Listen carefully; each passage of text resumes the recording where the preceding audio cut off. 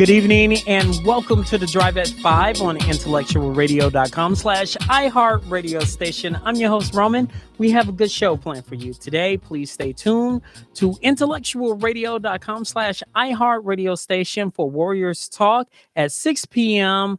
after the Drive at 5 with my girl, Rochelle. Tonight, my guest is the program director of United African Organization. Please give a Drive at 5 welcome back to Francisca Alum.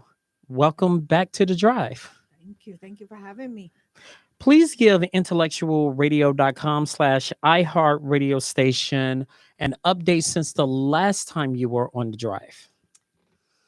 Okay. Well, that was a while ago, but I think we were really talking about the same thing we're going to talk about today, right? It is about the issue or the challenges that Black migrants are experiencing as they, are fleeing different issues in their home countries.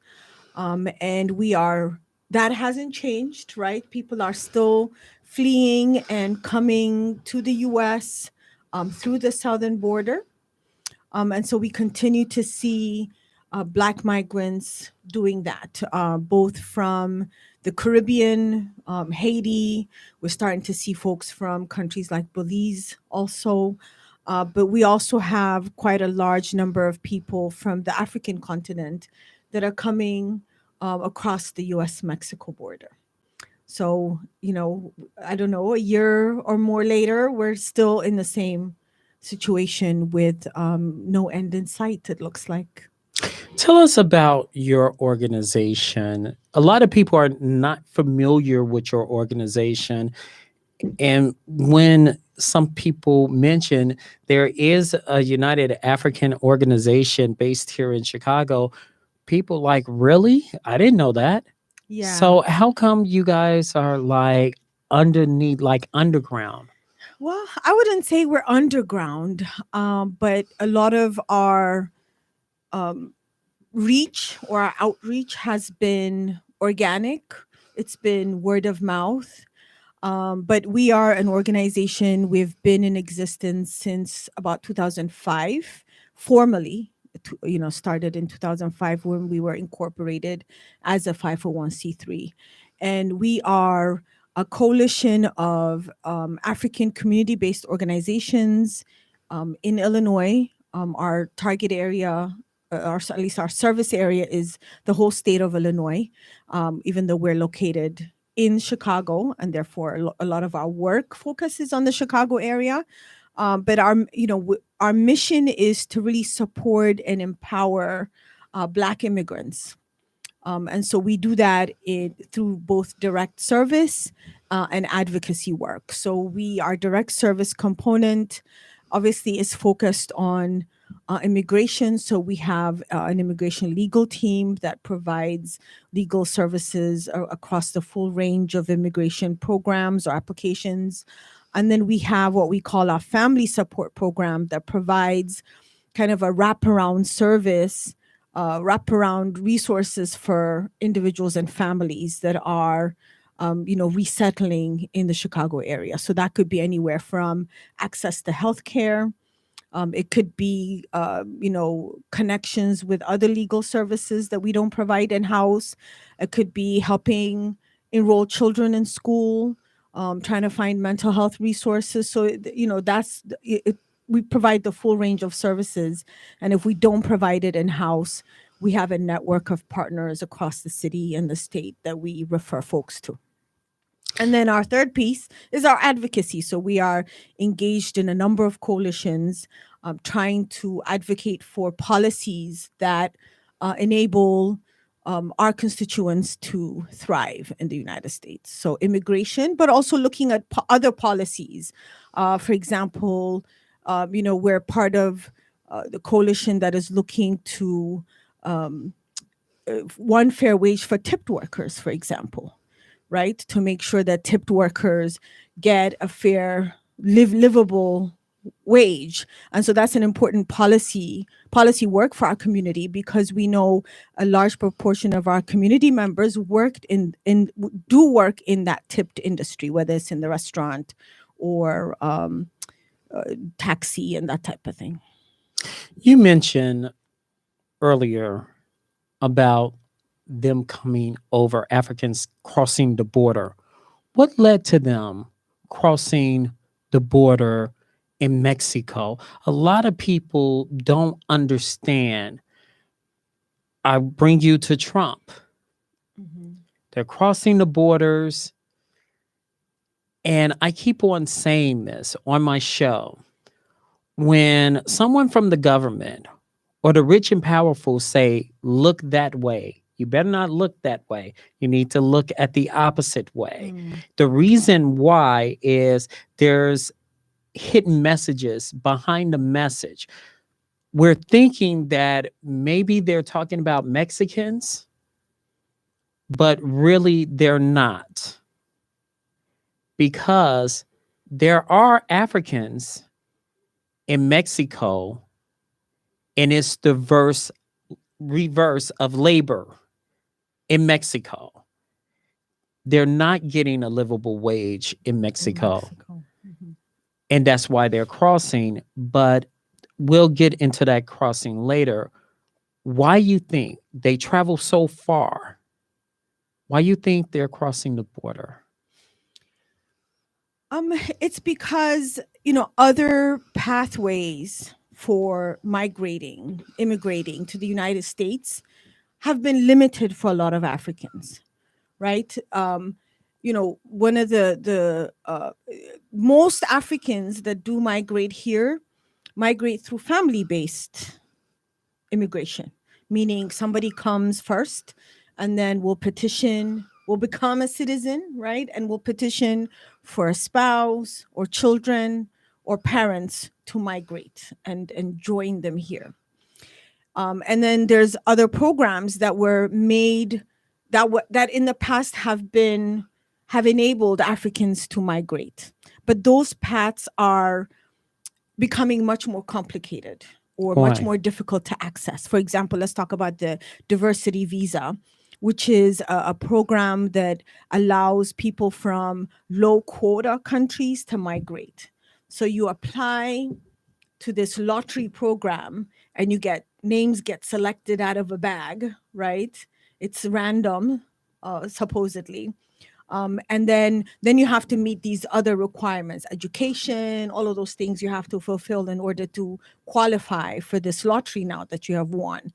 But then what especially during the pandemic, what it was happening was that the government, based on their own law, is required to issue about 50,000, 55,000 visas per year through that program. And for example, during the pandemic, they did not issue that many, right? They issued half, maybe a third of the available visas. So people in African countries who were given this hope of migrating were all of a sudden not able to access the visas to come, right? So a lot of migration through that program decreased dramatically during the pandemic, and it disproportionately affected African countries.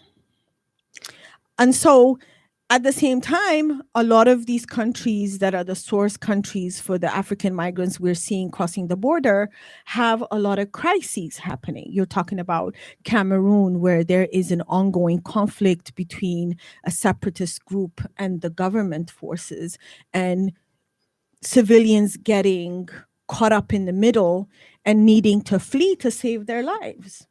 But they can't get a visa to come. So what they do is find other routes. So it's easier to get a visa to somewhere else in Latin America, like Brazil or Colombia or somewhere else like that. And then they trek up, right? Whether they're using, the traffickers paying them money for each step of the way, right? They trek up, Latin and Central America through the Darien Gap and coming to the US-Mexico border because they're finding no other options to come. Last week, it was mentioned that African migrants are among those on the buses from Texas. When did you learn it was African migrants on the bus? They're coming now. At first, it was 2 to 3 buses at a time. Mhm. Now it's 17, 18, close to 20 every other day. Mhm. When did you guys learn? Because this is marking a year since it happened. The majority of the uh, migrants coming on the buses are still of Venezuelan descent, right? The numbers of Black immigrants coming on the buses is still a minority. More recently, over the last, I would say, month, we've heard that there have been some folks that have come on the buses, predominantly Haitians, right? But African migrants or Black migrants, by and large, are not coming up on the buses. They're finding other ways to get up to Chicago. So Can either you identify other ways they're coming to um, Chicago? they are catching transportation on their own, right? They're maybe Greyhound or something. They're finding other ways to get here. Then see with the buses, these are paid, right? Nobody has to pay to get on these buses that are coming from Texas.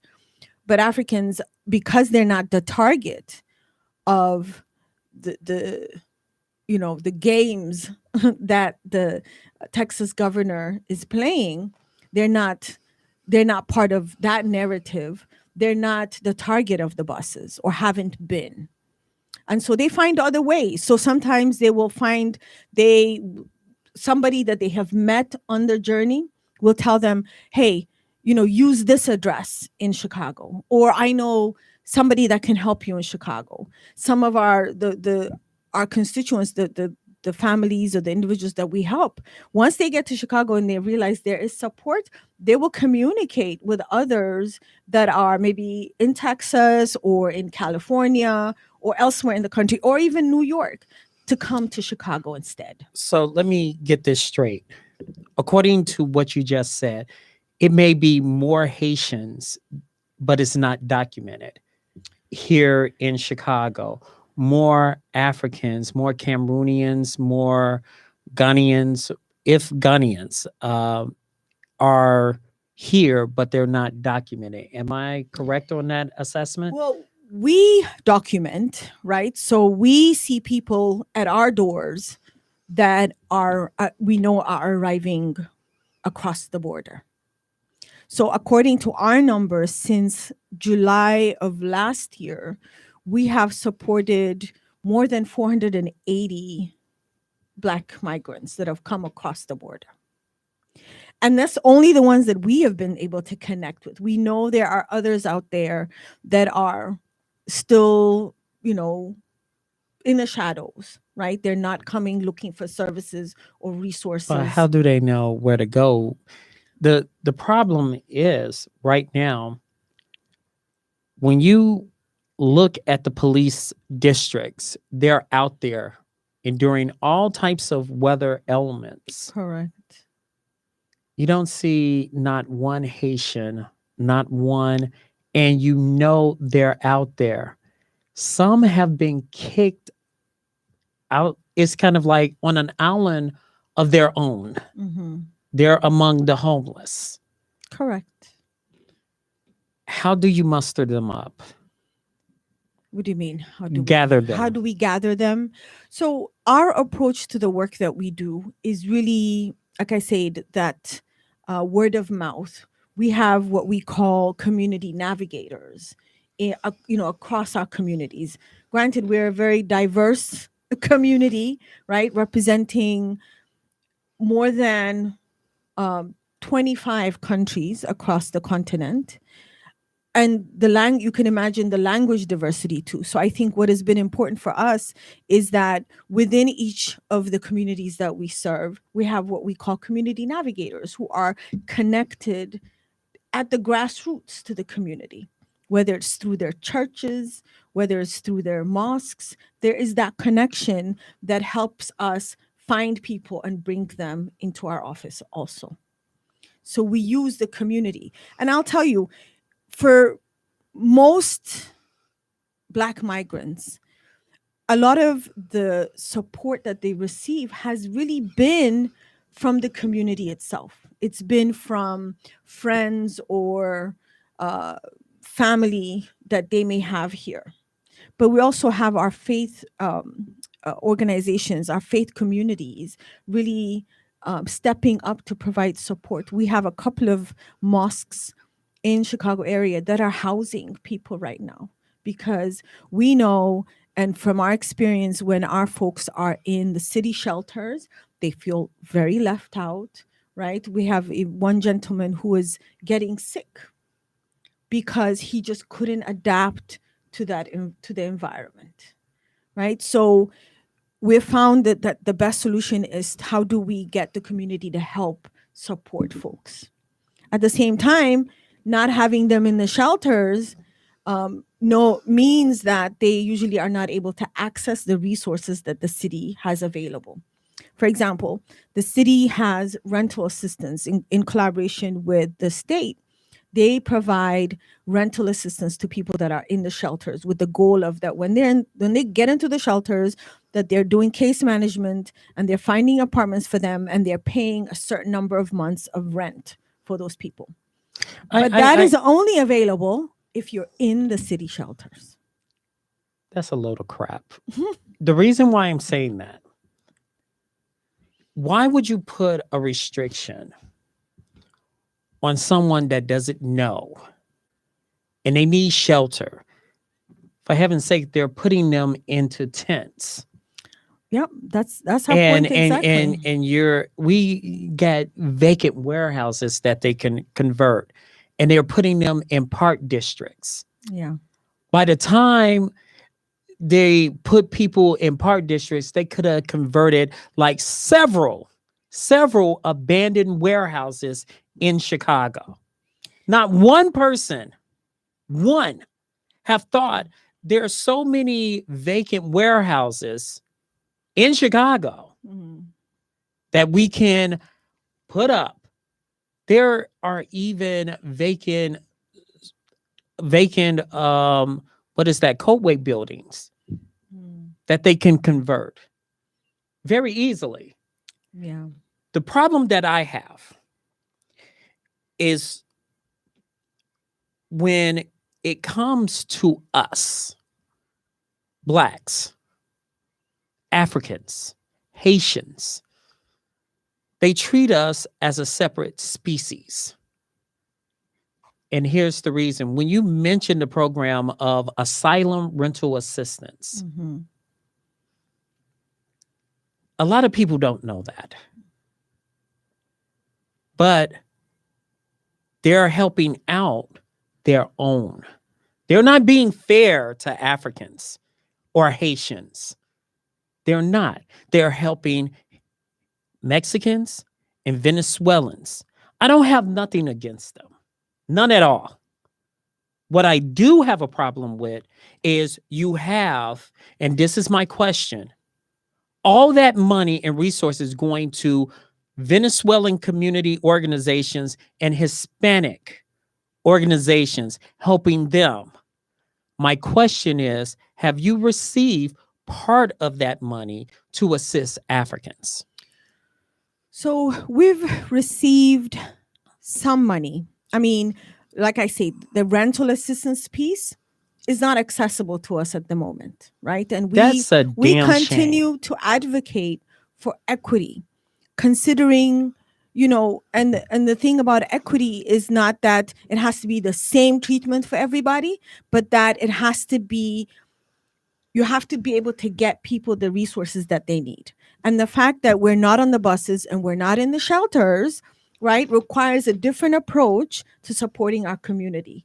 But And since they are now, now, the hope is that they will get access to that rental assistance, right?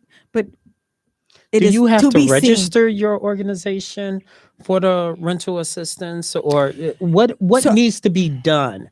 It The reason why I'm saying that is there's a lot of people looking for their vacant apartments, mhm, vacant homes, mhm. just standing there Yeah, in the black community, yeah, nothing.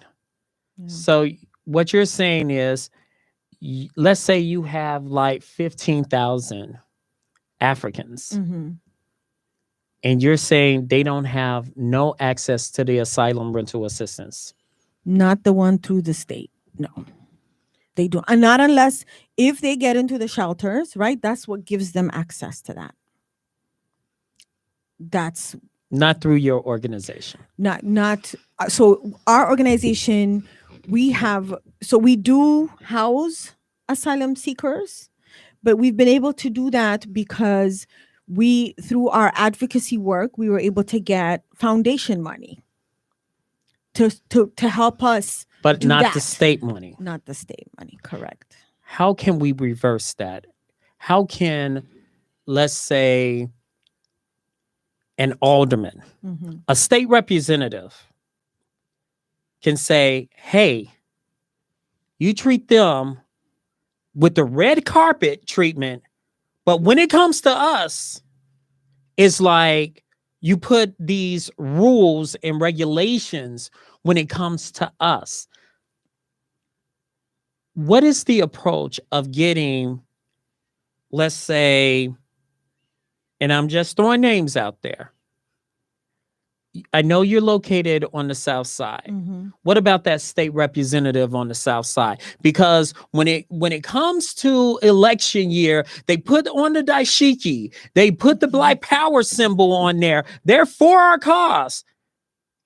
But when the election season is over, they're back to Grey Poupon and escargots or whatever. Well, I will say we have great supporters at the city level and the state level. You know, our alderwoman, Jeanette Taylor, is very supportive of our work and making sure that there is equity. And so we have, you know, because of her and alderwoman Pat Dowell, who's been a longtime supporter of ours, we have, you know, are working to engage the city, the mayor's team, more specifically, about what equity looks like for us. I'm sorry. That's nothing but tic tacs. A tic tac that basically this little bit and you guys will be fine. That's a tic tac. If I'm a supporter, you go full fledged, just like they do with the Venezuelans, just like they do with the Haitians. I mean, not the Haitians, with the Hispanics community, the Mexicans. My question remains: you got friends to your organization. Where are they? The rental asylum, they didn't even think about your organization. That, I mean, that's a good question. So these are conversations that we continue to have But you shouldn't have a to conversation with push them. them to take the bold stand that they need to take in order to push the state to make these changes that make it equitable, right? We've asked, you know, last year when they had the buses come and they had the hotels in the suburbs, they had the same, they say the same thing, right? Like only people that are in these hotels can access rental assistance. And we were saying, but our people are not in those hotels because they didn't come on the buses. And that was based on the governor's declaration saying that these resources are for people that are being bused here. This But is the what's same governor who solicited the black vote, who received the black vote, and now he's putting restrictions on Africans, Haitians when they was in those wonderful Hyatt hotels and all that good stuff, access to pool, continental breakfast. And when it comes to Haitians and Africans, we're out there on the street and we're still eating boxed lunches. And they want to advocate for our vote. How Yeah. does the And it's African, I mean us. the Haitian consulate, which was invited to this show, how do they feel about what's been going on? That's a good question, and I cannot answer for them. But we work with, not necessarily, we don't work with the consulate directly, but there are organizations, Haitian organizations that we have been working with in order to push for these changes. When I say the governor made a declaration about who qualifies or who this crisis applies to, but that can be changed, right? It's a matter of issuing an updated declaration. But there needs to be political will from our representatives to make that change. And so what we're doing now is making sure that all our older people, our state level reps and senators know what we are seeing, right? This is what we're seeing. These are the numbers we're seeing. This is the challenges that we're having. So what can you do to help us make this equitable? And so those are the conversations we're in You at have the Kwame moment. Raoul, who's Haitian. Hmm. Nothing. Nothing. We haven't engaged with him on this subject. But, we are, like I said, a number of leaders in the city council are supportive of pushing the city to make these Is it changes. identify a push? Some people say a push is a push, which I call a nudge. Like, Mhm. a push is like a push.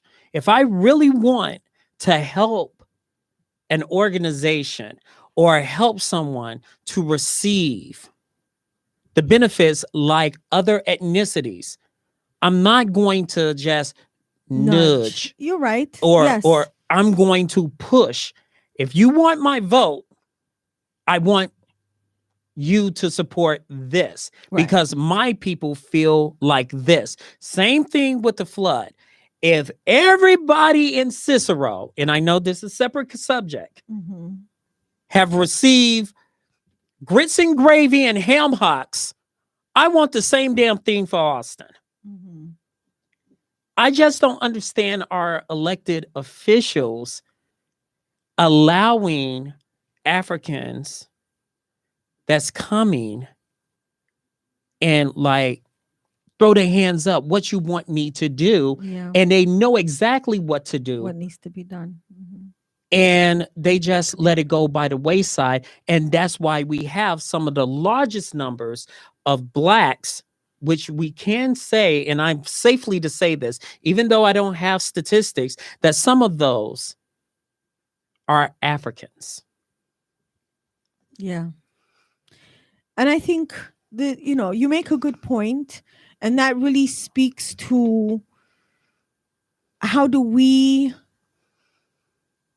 how does the larger Black community stand up with us in this time?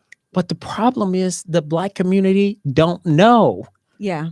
Which is why we're Eh, here, right? Right. But Yeah. I'm just saying, we don't know. I didn't know the situation Hmm. was going on until we had The conversation. the conversation from the president of Guinea Hmm. Hmm. here Yeah. last week. Yeah. And I'm like, are you serious about those numbers? Hmm. We have to get this information out. Yeah. A couple of years ago, Haitians crossed the border and sometimes allegedly, and I'm using this term allegedly very loosely because, again, we're on the radio, but I wouldn't use the word allegedly, but I have to say allegedly, beating Haitian migrants back to the Mexican border. The federal government said they do not have room for Haitians or Africans. However, they have open door policy for Venezuelans and Mexican migrants. Why do you think this is the case. A couple of years ago, you saw the image of a horse. A, matter of fact, one of the Border Patrol, which Mm-hmm. was white, Mm-hmm. they said he was whipping the horse, but I doubt it. Yeah. I mean, one, immigration policy in this country has always been anti-Black migrants, period, right? In fact, there's a history of anti-Haitian immigration policy. I'm glad I brought this presentation so I can hit on some of these points. Um, in 1978, there was the Haitian program. And this was a policy that was put in place to counter the flow of Haitians who were fleeing violence and repression under a US backed government in Haiti, right? But what they did was when Haitians were fleeing and coming to the United States, they detained all of them, right? And denied their asylum cases. So that was called the Haitian program of 1978. And then in the middle of the HIV/AIDS epidemic, right, CDC says Haitians are a high risk group. And But AIDS didn't come from Haiti. precisely. So then when Congress issued an immigration ban on individuals living with HIV/AIDS in 1987, that ban was only selectively applied against Haitians. The Reagan administration also introduced the practice of interdiction, which is when, the practice of intercepting boats that are carrying people across. Haitians. But they practice it for Haitians, right? So they intercept boats carrying Haitians before they could reach the coast where they could legally seek asylum. And then in 1991, following a military coup that removed the government of Aristide, Haitian asylum seekers fleeing violence were deported back to Haiti and then later to a processing center in Guantanamo Bay. We saw it during the pandemic. The use of Title 42 was heavily used against Haitians. Deportations were crazy during the deportation of Haitians. But we see that practice now because we have Mauritanians coming across the border. Mauritania has a huge issue of slavery to this day, where Black Mauritanians are enslaved by the Berber Mauritanians, the Arab Mauritanians. And when they flee here, what happened recently was that they had detained over 100 Mauritanians in Arizona, I believe. And they were detained because they could not afford the $5,000 bond that they were requiring them to pay.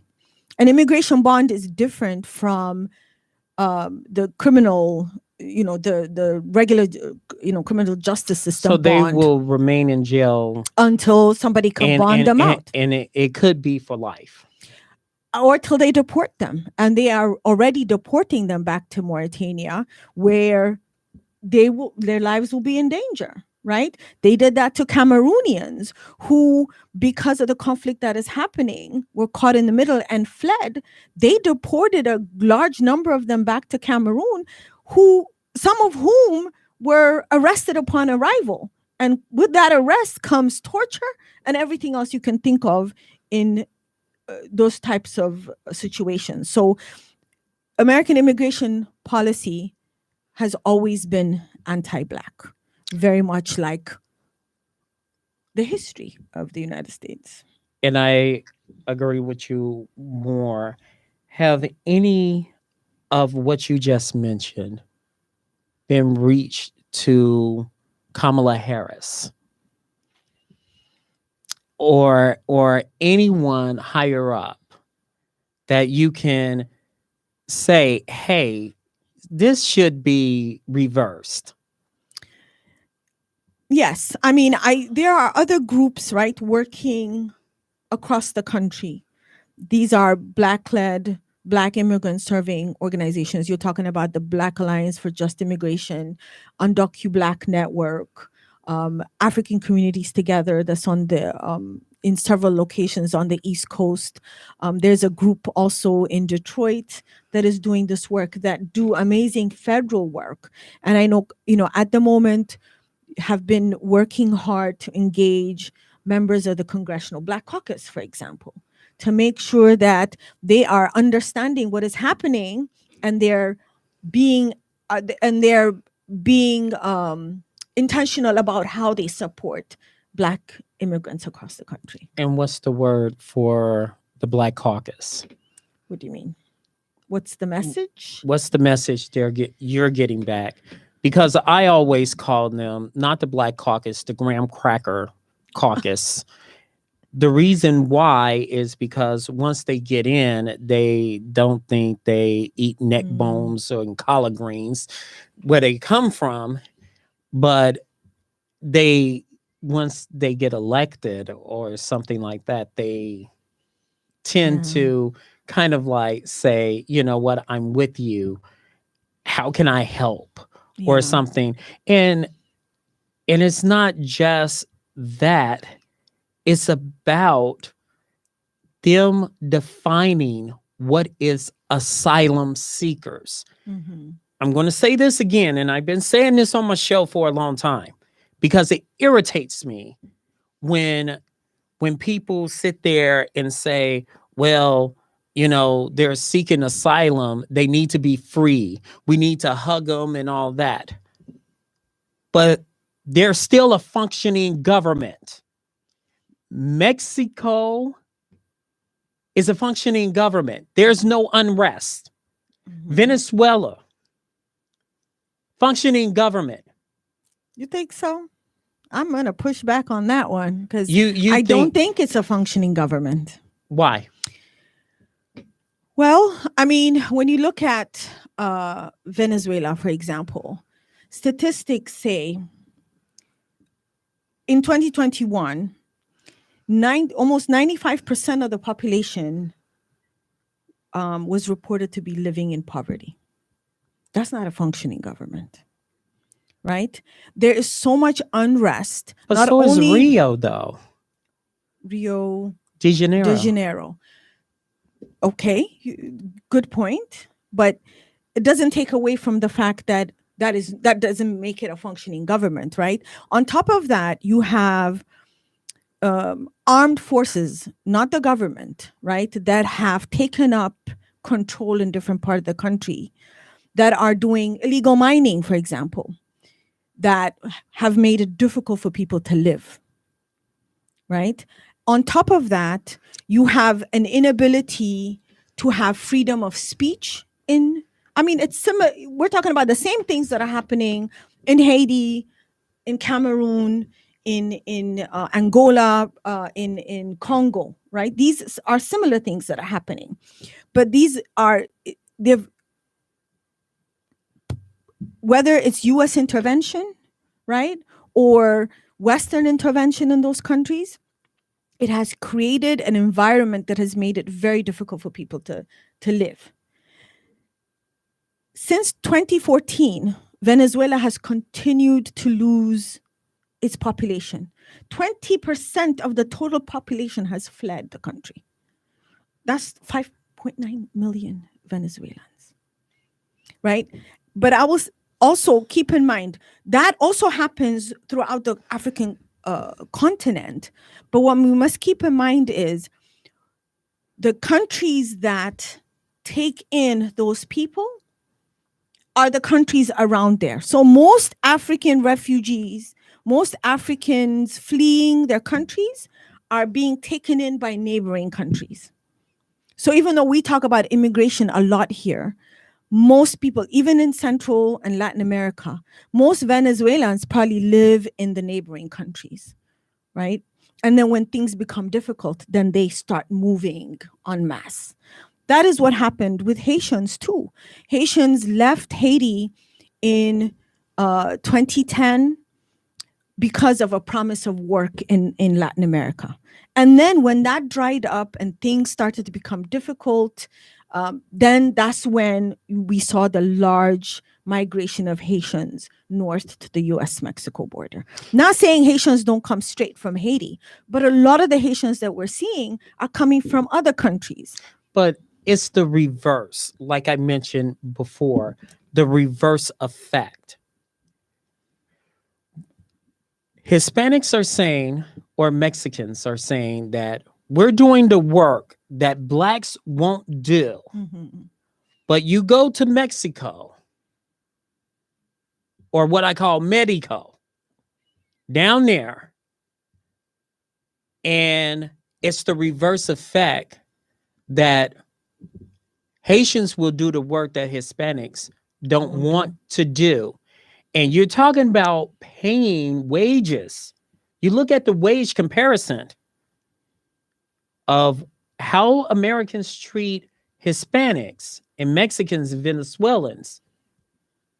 You go down there, you look at how they treat Haitians, and I will say the same thing when Ukrainian, they still war. There's Africans in Ukrainian. Look how they treated Africans Absolutely. in Yeah. Ukraine. Yeah. Yeah. I mean, you are right that Black migrants traveling through Latin American countries have a very difficult time. They are definitely mistreated because of where they come from or what they look like. It's You're absolutely correct about that, which makes that journey even more treacherous for Black immigrants, right? Not only are you dealing with the jungles and the water, right? Um, we hear families. I have one mom with a 5-year-old who will tell you she came across the border and she's smaller than me. She said if there weren't other people there to help her, she couldn't have made it across the water with her child, right? So not only are you dealing with the environment that is dangerous, but you're also dealing with anti-blackness all across your journey.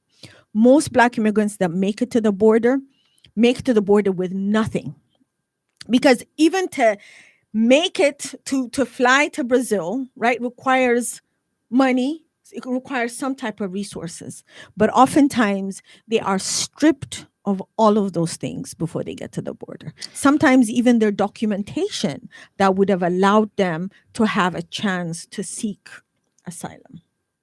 And that's one of the biggest problem that we are having now is identification. People don't have, what's your social security number? Well, the border patrol have taken their identification and then they let them cross without giving their identification back. And Yeah. then here comes the governor, here comes racist DeSantis, Hmm. here comes Governor, his homeboy Abbott, Yeah. say, put them on a bus and send them to Chicago. Yeah.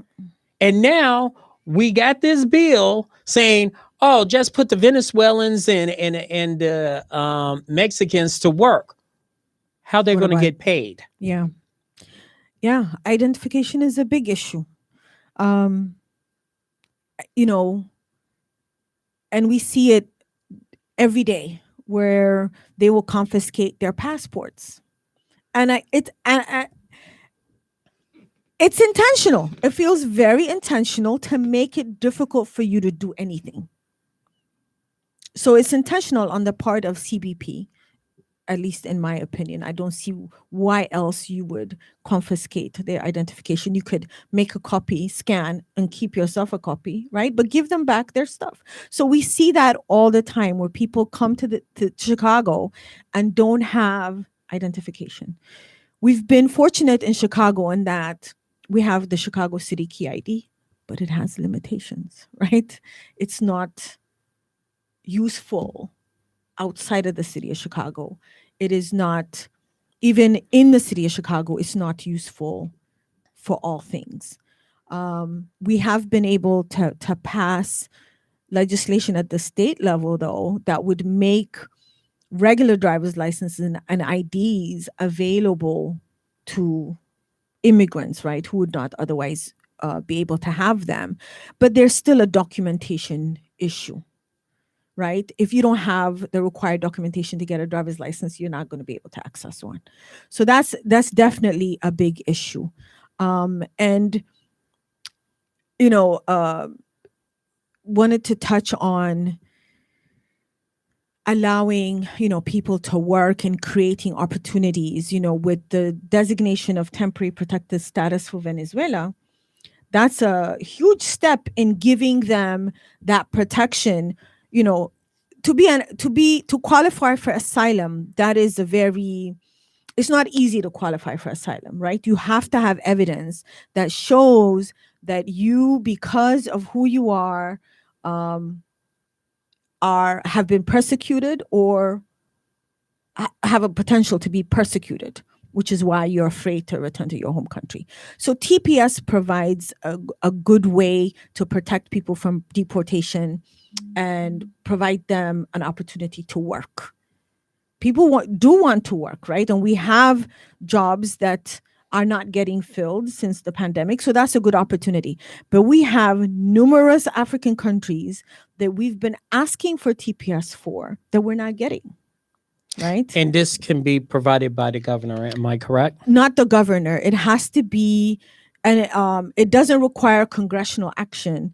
It requires the head of Department of Homeland Security, Mayorkas, to designate a country for temporary protected status, right?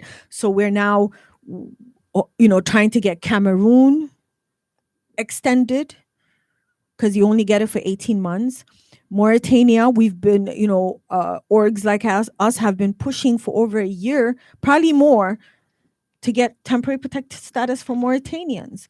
For Haiti needs to be redesignated at some point, right? So there are a number. Mali, we need temporary protected status. Congo needs temporary protected status, but it's very difficult to get those granted for Black countries.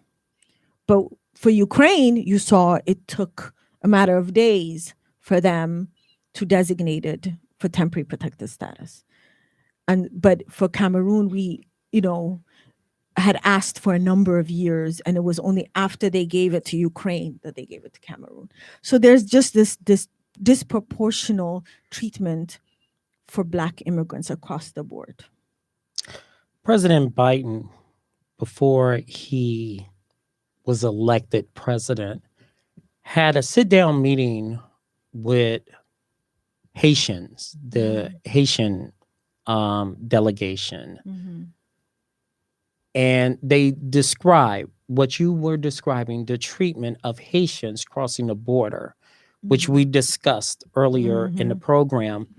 And he said, I guarantee under my administration, it will be different. Once he got in there, like I said, I'm being fair, nothing. Yeah. What is your take on the Biden administration, the treatment of Haitians? And Haitian people did vote, because I checked the statistics, for Biden, the community. What are your thoughts on how he's treating the African and the Haitian community, his administration? Well, it hasn't been good. I mean, that's the best way to put it, right? He continues to push policy that is detrimental to Black immigrants, right? Title 42 continued. And then when they finally were able to end Title 42, there was still this other mechanism that they were reverting back to that would continue to disproportionately affect Black immigrants. And now they have what they call a transit ban, which essentially means that when you seek asylum at the border, whether you're eligible to seek asylum or not depends now on a number of things.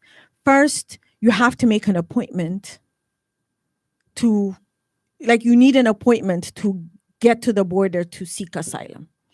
And they use this app, CBP1 app, that requires you to have some type of internet service, right? Or Wi-Fi, whatever. which is not accessible to people that are just hanging out outside, right? Living in tents, which is the situation that most It's in black, the middle of a desert. right? Let's be And honest. let's, you know, black migrants in those situations find themselves completely out in the elements. Nobody wants to support them except the few organizations that are committed to that, such as the Haitian Bridge Alliance that works, is one of two black organizations at the border. And then CBP1 is only available in Spanish and English. And they have to fight to even get it in Haitian Creole, right? Because if you don't speak Spanish or English, you're out of luck. You can't even fill out the form. On top of that, CBP1, it does not take pictures of black people well. It doesn't, because it uses facial recognition technology that we know does not work well for our people.